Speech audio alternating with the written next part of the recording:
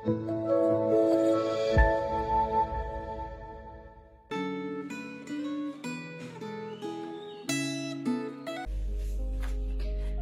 saudaraku yang terkasih dalam Yesus Kristus. Mari kita bersama-sama belajar tentang sekolah pernikahan Kristen. Mari kita satu dalam doa. Bapa kami yang ada dalam kerajaan surga, kami mengucap syukur untuk setiap kasih karunia yang Tuhan sudah nyatakan dalam kehidupan kami. Saat ini kami mau merenungkan firman Tuhan yang terdapat di dalam Efesus 5 ayat 22 sampai dengan 23. Mohon pimpinan kuasa Allah Roh Kudus yang memimpin kami mengerti dan memahaminya. Dalam nama Tuhan Yesus kami sudah berdoa dan mengucap syukur. Amin. Pernikahan seperti yang digambarkan di dalam surat Efesus 5 ayat 22 sampai dengan 33 adalah cerminan tentang pernikahan atau kehidupan keluarga yang berpusatkan kepada Kristus. Pernikahan yang digambarkan sebagai Kristus terhadap jemaatnya. Dan di dalam peranan ini, saudara, Rasul Paulus menjelaskan dan mengangkat tentang suami dan istri. Seperti apakah peranan suami dan istri di dalam kitab atau surat Efesus 5 ayat 22 sampai dengan 23. Demikianlah bunyi firman Tuhan, saudara. Efesus 5 ayat yang ke-22. Hai istri, tunduklah kepada suamimu seperti kepada Tuhan. Ayat yang ke-25. Hai suami, kasihilah istrimu sebagaimana Kristus telah mengasihi jemaat. Saudara, pernikahan Kristen bukanlah sebuah pernikahan untuk kepentingan pribadi masing-masing secara individual.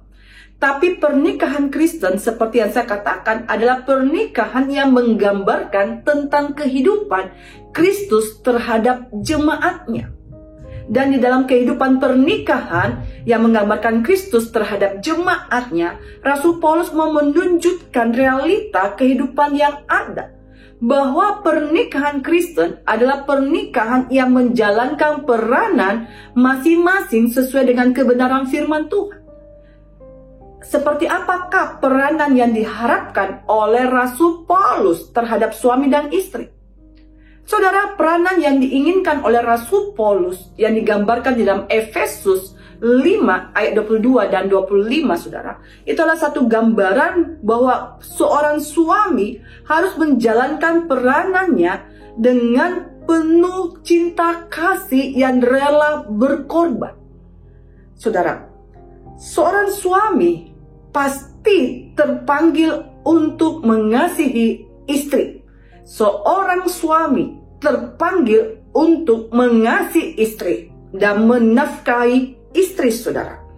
Kasih seorang suami harusnya bersifat transformasional, yang artinya bahwa seorang suami yang penuh cinta kasih membawa istrinya lebih dekat kepada Kristus, yang memimpin istrinya menuju kepada kekudusan.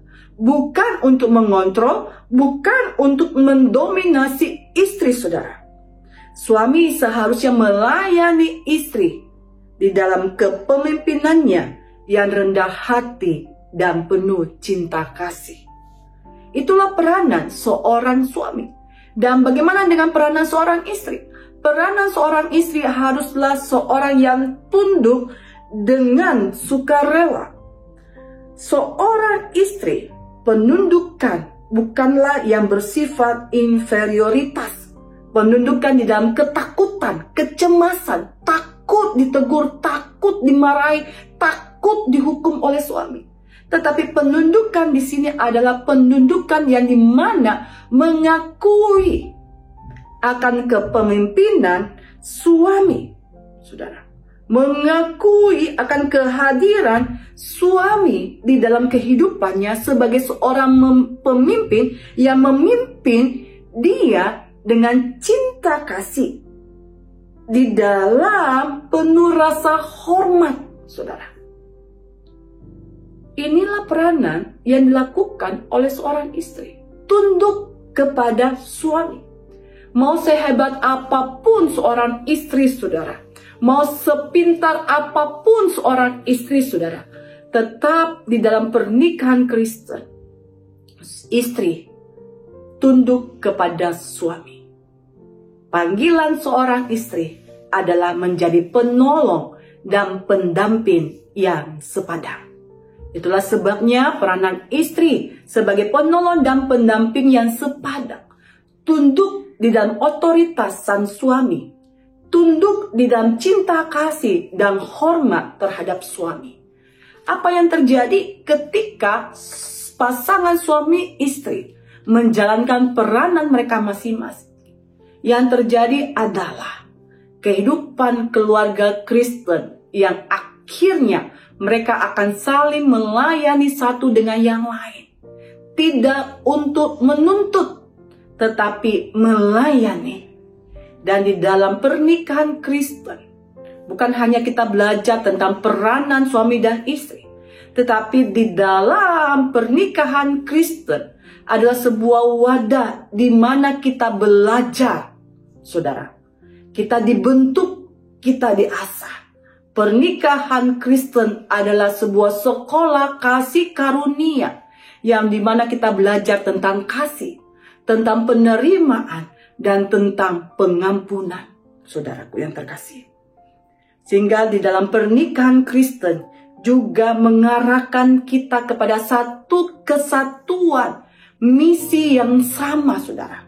Yaitu misi yang dimana kita menyatukan akan emosional kita, menyatukan akan pemikiran kita, menyatukan tentang spiritual kita, kesatuan untuk membina kehidupan rumah tangga dengan menciptakan Allah yang hadir tengah-tengah kita melalui family altar.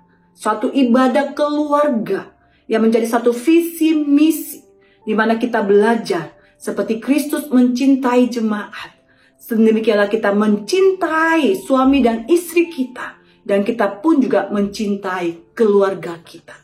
Sehingga di dalam kehidupan pernikahan Kristen adalah sebuah kehidupan blueprint yang berpusat kepada Injil, yang mengikuti pola kehidupan Yesus Kristus yang datang untuk melayani dengan kerendahan hati, yang datang untuk berkorban bagi saya dan saudara, yang datang untuk mengasihi saya dan saudara. Yang menjadi pertanyaannya, saudaraku, sudahkah kita membentuk pernikahan kita sebagai pernikahan yang penuh dengan kasih karunia Allah? Jikalau pernikahan kita saat ini belum mencapai apa yang dikatakan oleh Rasul Paulus, belum ada kata terlambat. Mulai dari sekarang, jalankan peranan kita sebagai suami dan istri. Jalankan peranan kita saling mengasihi, saling melayani, dan saling mengampuni. Dan terutama, hidupkan kasih Kristus di tengah-tengah kehidupan keluarga kita. Mari kita satu dalam doa. Bapa kami yang ada dalam kerajaan surga, kami mengucap syukur Tuhan untuk kebenaran firman-Mu yang meneguhkan hati kami. Mohon kasih karunia Tuhan yang terus memimpin kehidupan para pasangan-pasangan Kristen untuk hidup di dalam kebenaran-Mu dan hidup di dalam kasih anugerah yang berpusatkan kepada Kristus yang rela berkorban, yang datang untuk melayani. Terima kasih Tuhan, berkatilah kami. Dalam nama Tuhan Yesus, kami sudah berdoa dan mengucap syukur. Haleluya. Amin.